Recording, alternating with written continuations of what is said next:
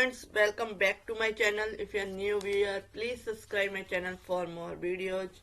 आज हम बात करें द भारतीय न्याय संहिता 2023 की चैप्टर 3 और सेक्शन 34 से लेकर 38 तक। सेक्शन 34 जो स्टार्ट होता है प्राइवेट डिफेंस से, of right of private defence, private प्रतिरक्षा के अधिकार के विषय में बताता है।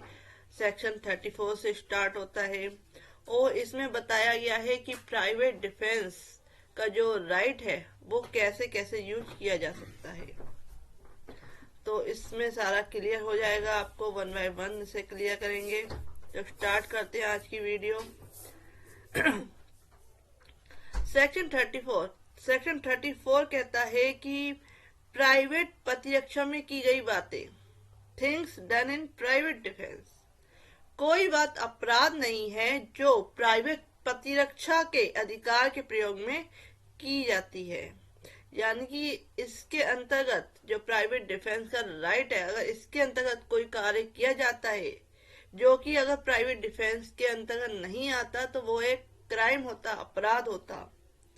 तो कोई बात अपराध नहीं है जो प्राइवेट डिफेंस के अधिकार का प्रयोग करके की जाती है, ये कहा गया है। और ये बहुत अच्छी सेविंग है। अगर कोई व्यक्ति आपके ऊपर, आपके किसी भी चीज के ऊपर क्या है, चाहे आपकी प्रॉपर्टी है, चाहे आपका बॉडी है, आपके किसी भी या कोई अनसाउंड पर्सन है, वो क्या करता है, आप पे किसी तरह का एक्ट करता है, तो आप अपना प्राइवेट डिफेंस का राइट यूज करके आप उसका बेनिफिट उठा सकते हैं। तो स्टार्ट करते हैं। नेक्स्ट सेक्शन कहता है कि सेक्शन 35 कहता है कि right to private defence of body and of property, शरीर या संपत्ति के प्राइवेट प्रतिरक्षा का अधिकार। Every person has rights subject to a restriction contain in section 37 of to defend. Section 37 में अंतर्विष्ट जो शर्तें हैं उसके अधीन प्रत्येक व्यक्ति को अधिकार है कि वह मानव शरीर पर प्रभाव डालने वाले किसी अपराध के विरुद्ध अपने शरीर या किसी अन्य व्यक्ति के शरीर की प्रतिरक्षा कर सके। ये राइट मिला हुआ है कि अपना शरीर है या किसी और का शरीर है, किसी और की बॉडी है, उसको सुरक्षित करने के लिए वह अपने प्राइवेट डिफेंस का जो राइट है वो यूज कर सकता है। His own body and the body of any other person against any offence affecting the human body. Next कहता है कि किसी ऐसे कार्य के विरुद्ध जो चोरी, लूट, रिश्ती या आपराधिक अत्याचार की परिभाषा में आने वाला अपराध है, या जो चोरी, लूट, रिश्ती या आपराधिक अत्याचार का प्रयत्न है, अपनी या किसी अन्य व्यक्ति की चाहे जंगम चाहे स्थावर संपत्ति की प्रतिरक्षा करे। यानी कि अगर कोई व्यक्ति चोरी कर रहा है तो आप ये नहीं है कि आप उससे कुछ कर नहीं सकते जब तक पुलिस नहीं आती या कुछ नहीं आते। आप अपना डिफेंस का जो राइट है उसको यूज कर सकते हैं कि अगर कोई व्यक्ति आपकी प्रॉपर्टी में चोरी कर रहा है तो आप उसको क्या है चोरी करने से रोक सकते हैं। और जो भी एक्ट उसके अंतर्गत जहां जो सही लगे उस कंडीशन में, तो उस एक्ट का यूज करके आप क्या है प्राइवेट डिफेंस का यूज कर सकते हैं और अपनी प्रॉपर्टी को जो चोरी की जा रही है, लूट की जा रही है, या उस पर किसी तरह का क्या है क्रिमिनल किसी तरह का एक्ट किया जा रहा है, तो उससे बचा सकते हैं। तो प्राइवेट डिफेंस का जो राइट है इस जगह यूज हो सकता है। द प्रॉपर्टी वेदर मूवेबल और इमूवेबल ऑफ हिमसेल्फ और of any other person against any act which is an offense falling under the definition of theft, robbery, mischief and criminal trespass, or which is an attempt to commit theft, robbery, mischief और criminal trespass। चाहे किसी की अपनी property है या किसी other person की property है, आपके खुद की प्रॉपर्टी है या किसी आपके पड़ोसी की प्रॉपर्टी है, अगर वहां पे कोई चोरी होती है, किसी तरह की लूट होती है या किसी तरह का क्रिमिनल एक्ट किया जाता है, तो आप उससे उस व्यक्ति को रोक सकते हैं। उसमें जो आप एक्ट कर सकते हैं, जैसे भी आप उस व्यक्ति को रोक सकते हैं, तो जो आप एक्ट करेंगे वो प्राइवेट डिफेंस के अंतर्गत आएगा और वो क्राइम नहीं कहलाएगा, अपराध नहीं कहलाएगा। नेक्स्ट हम बात करते हैं सेक्शन 36। सेक्शन 36 कहता है, आप मेरे चैनल के प्लेलिस्ट में जाके, द भारतीय न्याय संहिता 2023 की प्लेलिस्ट में जाके, जो मैंने सेक्शन 34 से प्रीवियस जो भी मैंने सेक्शन क्लियर करे हैं, वहां से आप देख सकते हैं। तो बात करते हैं सेक्शन 36, जो बात करता है right to private defence against act of a person of unsound mind extra. ऐसे व्यक्ति के कार्य के विरुद्ध प्राइवेट प्रतिरक्षा का अधिकार जो विकृत व्यक्ति है, जो अनसाउंड पर्सन है।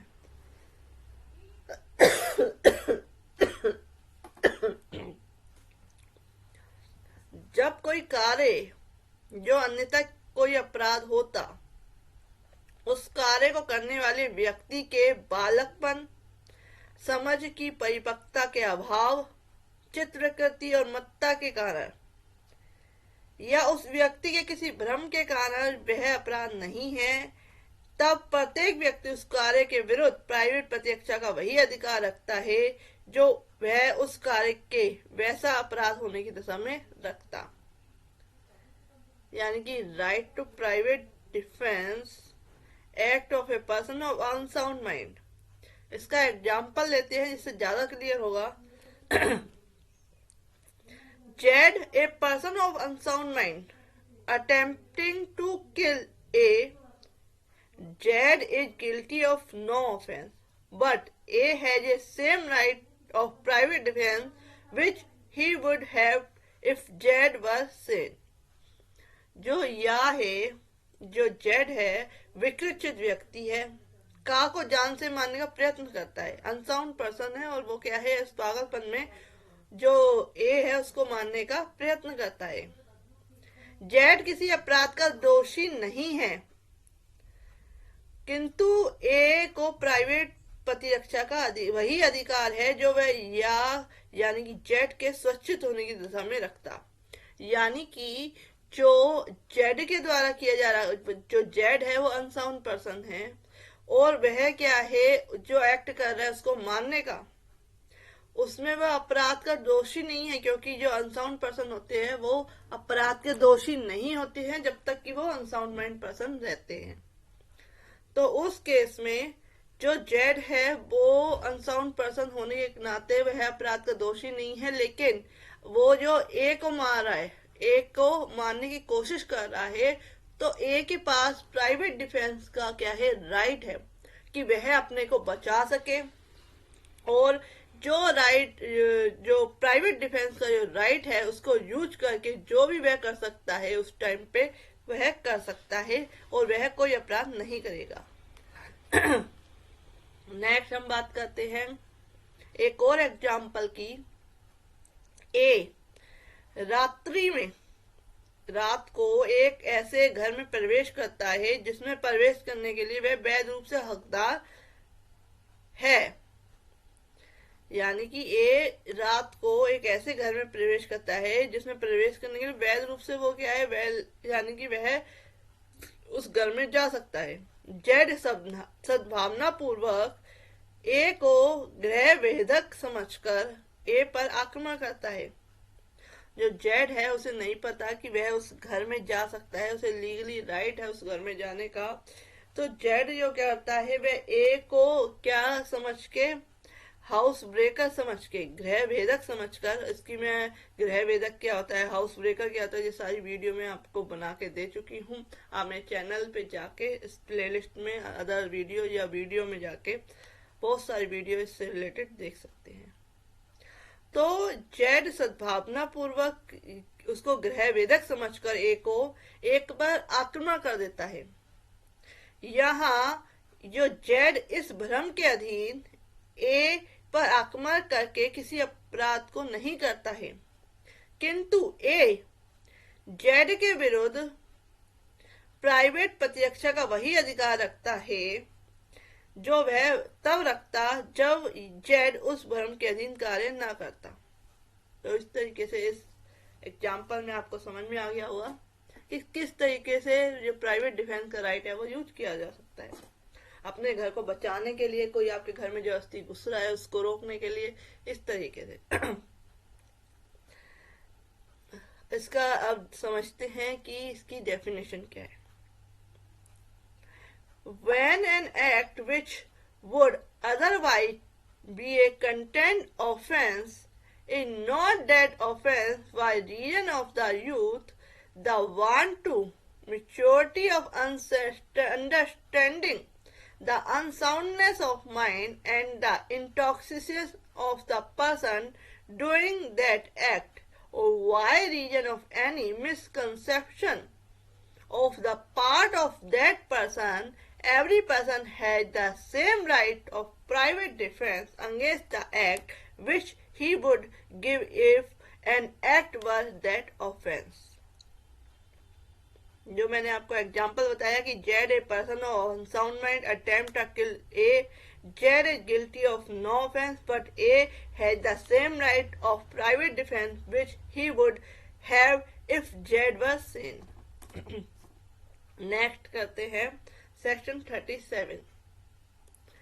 सेक्शन 37 क्या बात करता है? सेक्शन 37 कहता है act against which there is no right of private defence, ऐसा कार्य जिसके विरोध प्राइवेट प्रतिरक्षा का कोई अधिकार नहीं है। ऐसे कौन कौन से कार्य हैं जिसपे कि प्राइवेट डिफेंस का जो राइट है वो यूज नहीं किया जा सकता? यदि कोई कार्य जिससे मृत्यु या घोर पति की आशंका युक्तियुक्त रूप से कारित नहीं होती, सद्भावना पूर्वक अपने पदाभास में कार्य करते हुए लोक सेवक द्वारा किया जाता है या किसी किए जाने का प्रयत्न किया जाता है उस कार्य को, तो चाहे वह कार्य विधि द्वारा सरलता न्याययुक्त ना भी हो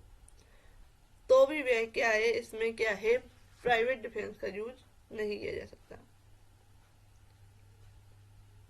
Against an act which does not reasonably cause of appreciation of death or of grievous hurt if done or attempted to be done by a public servant acting in good faith under colors of his offense, through that act may not be strictly justifiable by law। Next है, यदि कोई कार्य जिससे मृत्यु या घोर आपत्ति जो क्या है किसी तरह को गंभीर चोट की आशंका युक्ति रूप से कारित नहीं होती, सद्भावना पूर्वक अपने पद पर कार्य करते हुए लोक सेवक के निर्देश से किया जाता है, पब्लिक सर्वेंट के निर्देश से किया जाता है या किए जाने का प्रयत्न किया जाता है, चाहे वह निर्देश विधि द्वारा सरलता न्याययुक्त ना भी हो, लेकिन अगर सद्भावना पूर्वक उस लोक सेवक के द्वारा कोई डायरेक्शन दिया गया है और उससे क्या है कोई ऐसा कार्य है जिससे कि नॉर्मली क्या है जो डेथ है या घोरपति है वो नहीं होती, तो उस केस में इसके अंतर्गत क्या है, प्राइवेट डिफेंस का जो राइट यूज नहीं हो सकता। उन मामलों में जिसमें सुरक्षा के लिए लोक प्राधिकारी की सहायता प्राप्त करने के लिए समय है, in case in which there is time to have recourse to the protection of the public authority। Next बात करते हैं सबसेक्शन 2 सेक्शन 37 का। किसी भी मामले में प्राइवेट प्रतिरक्षा का अधिकार का विस्तार उतनी उपहानि से अधिक अपहानि करने का नहीं है जितनी प्रतिरक्षा के प्रयोजन के लिए आवश्यक है। इसमें यह बताया गया है कि प्राइवेट डिफेंस का अधिकार ये नहीं है कि किसी व्यक्ति को क्या है किसी तरीके से बांध कर रोका जा सकता है लेकिन आप उसको मार देते हो, तो ये चीज नहीं है। जितनी यूज कर सकते हैं किसी चीज को रोकने के लिए, किसी से अपना डिफेंस करने के लिए, उतनी ही चीज का जो है आप एक्ट करते हैं तो वह वैलिड है। अगर आप ये सोची समझी तकनीक के थ्रू प्राइवेट डिफेंस का यूज करके किसी को मार देते हैं, किसी को बहुत ज्यादा हर्ट कर देते हैं, तो वो प्राइवेट डिफेंस के अंतर्गत नहीं आएगा। क्लेरिफिकेशन दिया हुआ है, स्पष्टीकरण दिया हुआ है। स्पष्टीकरण 1 जो कहता है, कोई व्यक्ति किसी लोक सेवा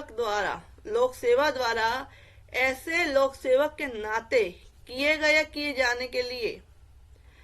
जो है काम करना है, कार्य के विरुद्ध प्राइवेट प्रतिरक्षा के अधिकार से तब तक वंचित नहीं होता जब तक कि वह यह ना जानता हो या विश्वास करने का कारण ना रखता हो कि उस कार्य को करने वाला व्यक्ति कोई लोक सेवक है। प्राइवेट डिफेंस का अधिकार लोक सेवक पे भी अप्लाई हो सकता है। अगर कोई व्यक्ति जो नहीं जानता कि वो पब्लिक सर्वेंट है, लोक सेवक है, और उसके एवज में वो कार्य कर रहा है, अगर वह ये नहीं नॉलेज रखता और उस केस में वह अपना प्राइवेट डिफेंस का राइट यूज करता है, अपनी प्रॉपर्टी, अपनी बॉडी या कोई गिरफ्तार किया जा रहा है किसी व्यक्ति के द्वारा, उसको पकड़ के लेके जाया जा रहा है, तो इस तरीके से वह अपने को रोकता है, अपने को बचाता है,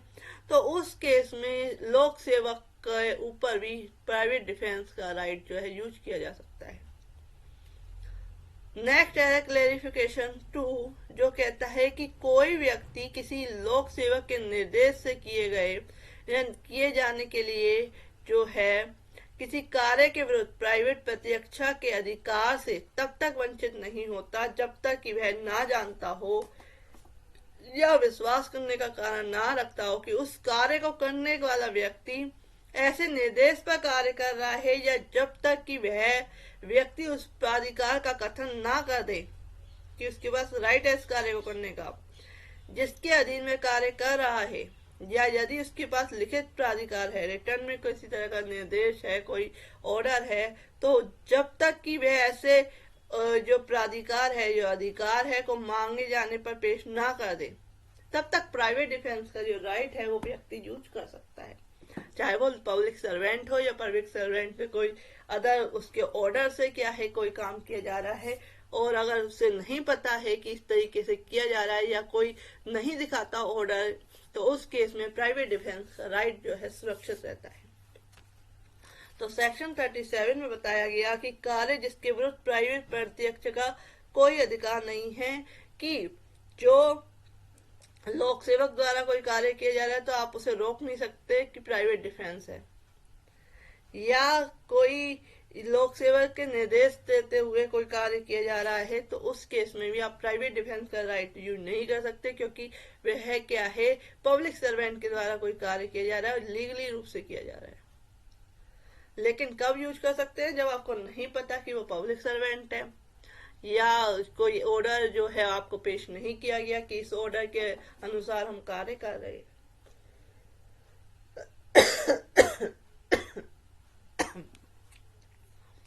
नेक्स्ट हम बात करते हैं सेक्शन 38। सेक्शन 38 क्या कहता है? सेक्शन 38 कहता है शरीर की प्राइवेट प्रतिरक्षा के अधिकार का विस्तार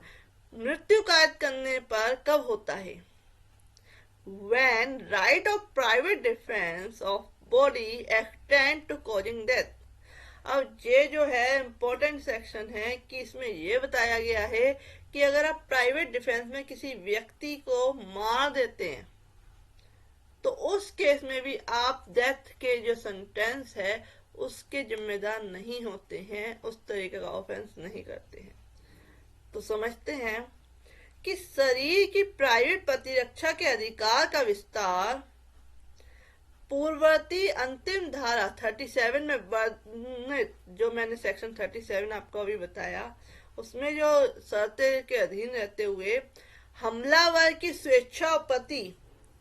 मृत्यु कायद करने या कोई अन्य अपहानि इतनी ज्यादा गंभीर चोट कायद करने तक है, यदि वह अपराध जिसके कारण किसी अधिकार के प्रयोग का अवसर आता है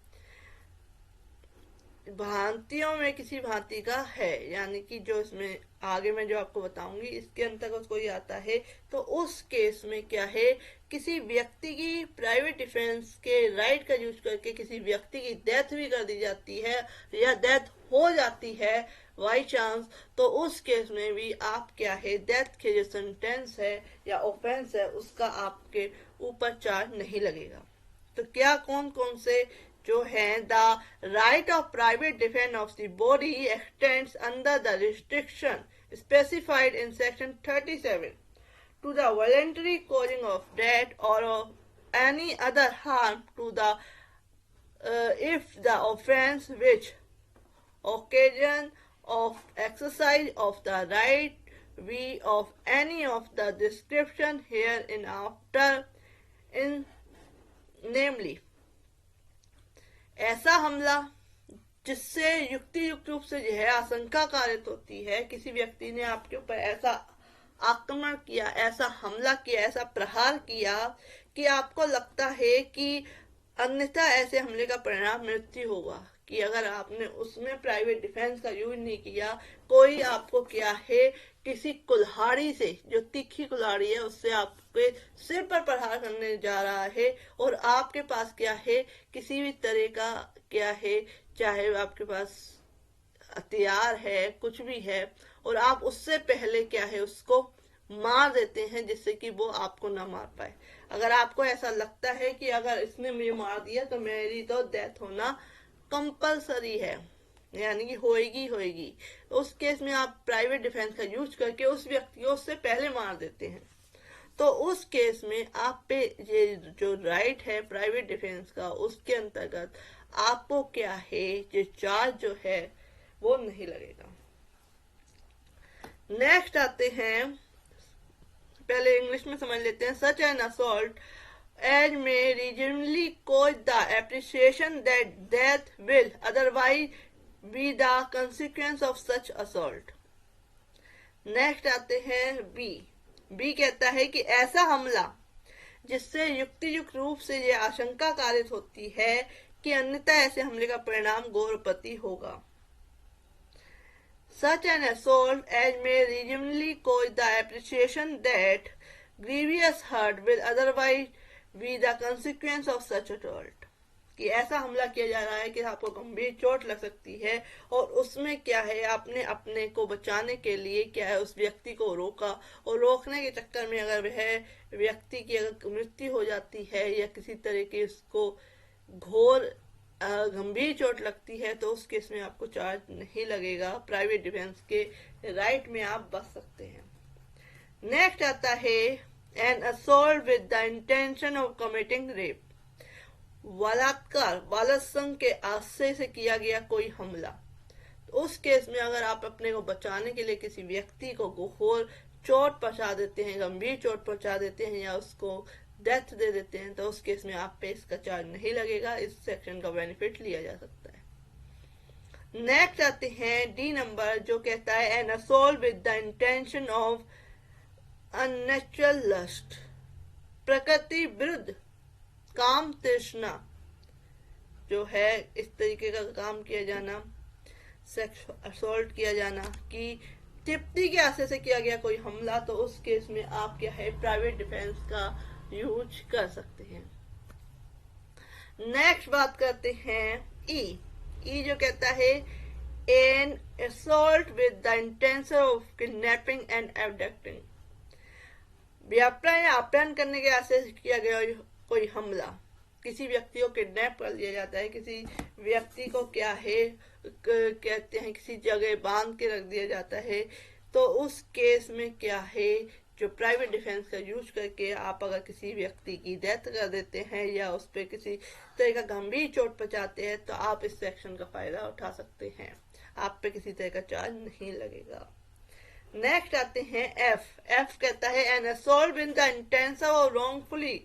confining a person under circumstances which may reasonably cause him the apprehended that he will be unable to